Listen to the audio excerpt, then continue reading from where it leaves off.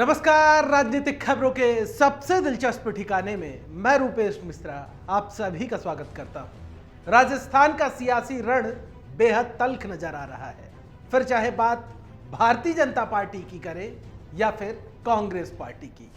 और इन्हीं सबके बीच मुख्यमंत्री गहलोत का वो बयान हर किसी के मस्तिष्क पटल पर बार बार आता है, जब उन्होंने ये बात कही थी कि राजनीति में जैसा दिखता है वैसा नहीं होता।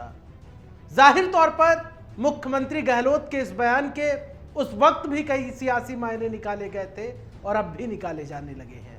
लेकिन इसी बीच जो राजस्थान कांग्रेस की सियासत में एक यक्ष प्रश्न बरकरार है वो ये है कि क्या सूबे के पूर्व उप मुख्यमंत्री सचिन पायलट के सियासी जख्म लाइलाज हो गए हैं।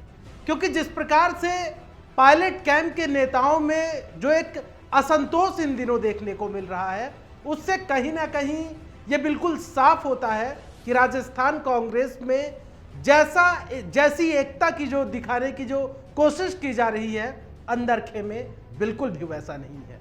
ध्यान होगा आपको, जब हाल ही में मातृकुंडिया में किसान महापंचायत किसान सम्मेलन का जब आयोजन किया गया था, तब एक बेहद रोचक तस्वीर सामने आई थी, जिसमें मुख्यमंत्री अशोक गहलोत और सचिन पायलट एक साथ हेलीकॉप्टर से यात्रा करते हुए नजर आए। लेकिन बड़ा सवाल यह है कि क्या महज एक यात्रा से सभी जो मन की दिल की जो कड़वाहट थी वो दूर हो गई?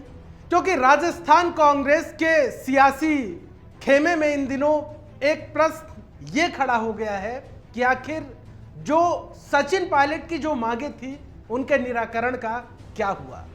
जाहिर तौर पर पायलट जिस प्रकार से जो उन्होंने अपनी शिकायतें दर्ज करवाई थी, नाराजगी आला कमान के समक्ष जो दर्ज करवाई थी, उसको लेके कई महीने बीत चुके हैं।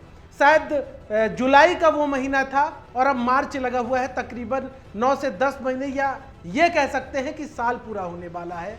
लेकिन उसका क्या हुआ? क्योंकि कहा जा रहा था कि जब मंत्रिमंडल विस्तार जल्द से जल्द होगा, राजनीतिक नियुक्तियां जल्द से जल्द होंगी, लेकिन ना तो अभी तक मंत्रिमंडल विस्तार हुआ और ना ही राजनीतिक नियुक्तियां हो पाई। और उस समय जब बगावत का दौर चला था सूबे के सियासी बीहड़ में, तब भी पायलट की शिकायतों का निवारण करने के लिए आलाकमान की ओर से 3 सदस्यीय कमेटी का गठन किया गया था और कहा गया था कि जल्द ही कमेटी अपनी रिपोर्ट सौंपेगी। तो सवाल यह भी है कि आखिर उस रिपोर्ट का क्या हुआ, वो रिपोर्ट कब सौंपी जाएगी? और जब पत्रकारों ने भी सचिन पायलट से यह सवाल किया, तब भी उन्होंने ये बात कही थी कि आप बिल्कुल परेशान ना हो, जल्द ही जो 3 सदस्यीय कमेटी गठित की गई है उसकी रिपोर्ट की सूचना आप सबके समक्ष आ जाएगी। खैर, इस कमेटी से अहमद भाई पटेल रुखसत हो गए और कहा गया कि इस कमेटी में अब एक नए सदस्य की एंट्री होगी। जाहिर तौर पर तरह तरह के सवाल हुए, लेकिन अभी तक इस कमेटी की कोई रिपोर्ट निकलकर सामने नहीं आई।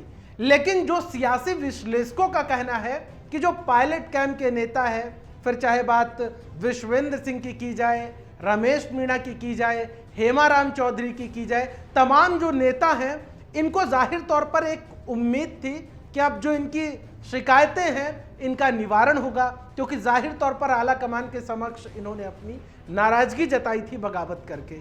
लेकिन अभी तक उनकी समस्याओं का कोई निराकरण नहीं हो पाया है। और याद होगा, सूबे के पूर्व उप मुख्यमंत्री सचिन पायलट ने सदन में ये बात कही थी कि जो भी सियासी जख्म हैं उनके इलाज के लिए उन्होंने डॉक्टर को कह दिया है, डॉक्टर को बता दिया है और जल्द ही इसका निराकरण हो जाएगा। लेकिन अभी तक दूर दूर तक ऐसा कुछ भी होता नजर नहीं आ रहा है। जाहिर तौर पर अभी विधानसभा के सत्र हैं, फिर उपचुनाव का आगाज हो जाएगा।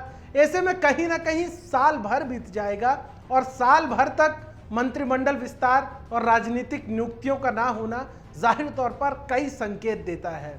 लेकिन बार बार सवाल यही खड़ा होता है कि क्या जिन शर्तों के साथ पायलट की वापसी हुई थी, पायलट को मनाया गया था, आखिर उन शर्तों को कब पूरा किया जाएगा? और यदि वो शर्तें पूरी नहीं होती हैं तो राजस्थान कांग्रेस की सियासत किस करवट बैठेगी, इसका भी सभी को इंतजार है। दोस्तों, कल फिर हाजिर होंगे सियासत की एक दिलचस्प खबर लेकर। तब तक के लिए नमस्कार।